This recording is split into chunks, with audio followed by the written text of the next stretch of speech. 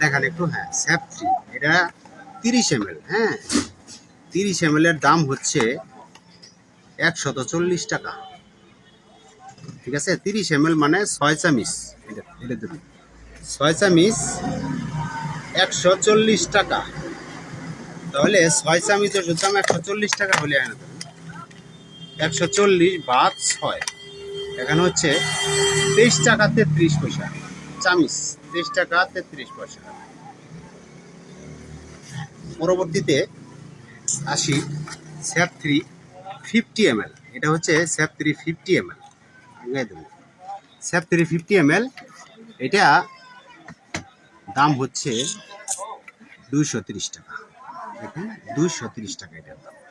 ঠিক আছে, তো এটা আছে 10 চামিচ ওষুধ, 10 চামিচ 230 টাকা। চামিচ পড়লো প্রতি চামিচ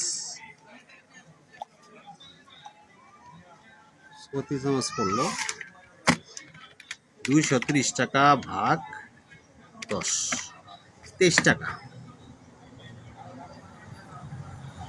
আচ্ছা, এখন মেন কথায় আসি, সেটা হচ্ছে স্যাপ 3 75 মিলি। ঠিক আছে, 75 মিলি, এটার দাম হচ্ছে 260 টাকা।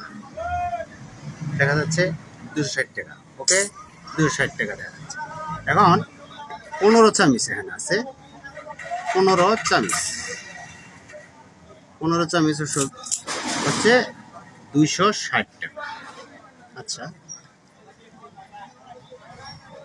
15 চামিচ, প্রতি চামিচ হচ্ছে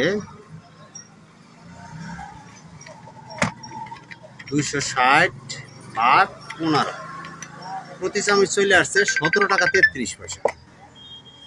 17 টাকা 33 পয়সা। আচ্ছা, এখন কথা হচ্ছে 23 টাকা 33 পয়সা থেকে নাইমা চলে আসলো 23 টাকায়। এখন এক গুনতিতে চলে আসছে 17 টাকা 33 পয়সা।